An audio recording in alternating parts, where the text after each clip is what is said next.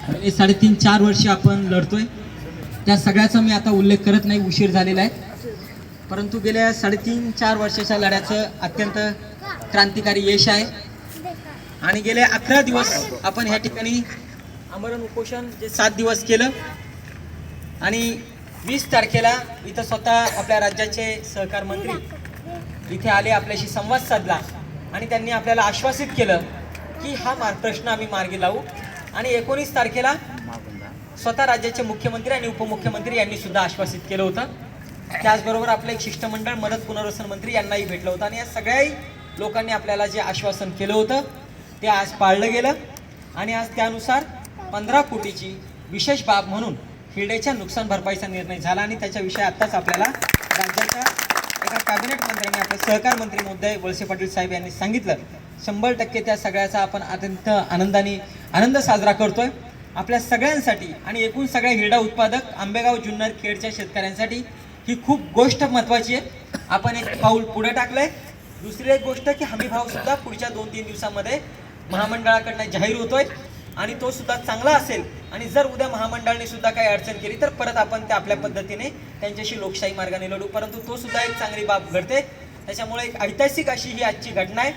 आपण गावागावात तो जाऊन आनंद साजरा करू. फक्त एकच सांगतो आणि थांबतो, कारण की आणि पेढा खाऊन मग आपण सगळे घोषणा देऊन थांबू, कारण की खूप हे झालेलं आहे. आता सुद्धा मंत्री महोदय जे म्हटले की हिरड्याच्या विषयी ही पहिल्यांदाच आपण विशेष बाब म्हणून करतोय. परत जर तशी अडचण आली तर आपल्याला अशी देता येणार नाही.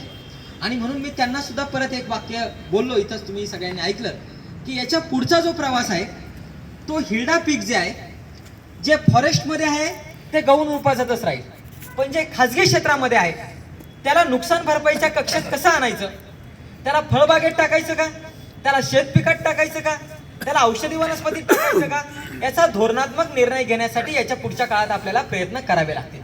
आणि हिरड्याच्या पिकाला एक गोष्ट आपण समजून घ्या की आज विशेष बाब देताना जो कलेक्टर महोदयांचा प्रस्ताव होता तो प्रस्ताव असा होता, आता फेर प्रस्ताव पण आणि अगोदरचा पण, की इथल्या आदिवासींच्या उपजीविकेचं प्रमुख साधन हे बाळ हिरडा आहे आणि त्याचं नुकसान झालंय आणि म्हणून ती नुकसान द्यावी.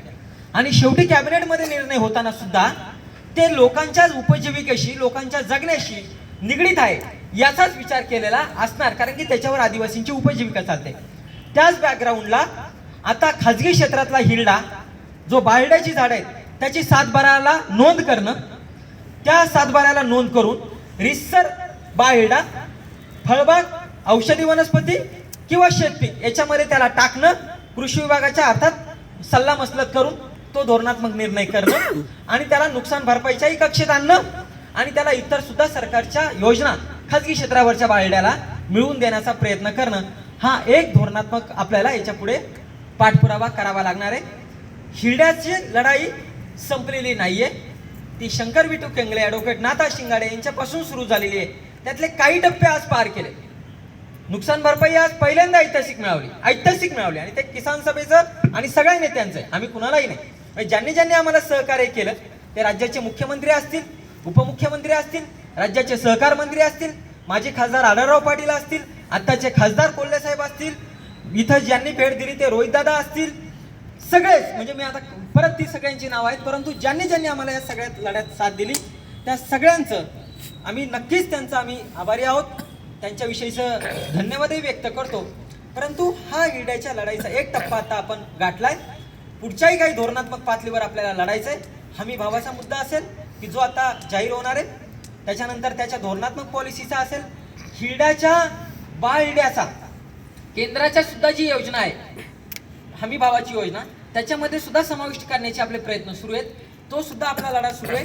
ह्या सगळ्या पातळ्यांवर आपण काम करूयात आणि आदिवासींची, आंबेगाव जुन्नर खेडमधल्या आदिवासींची बाळहिरड्याला धरून जी उपजीविका आहे ती सुरक्षित करण्याचा प्रयत्न करू.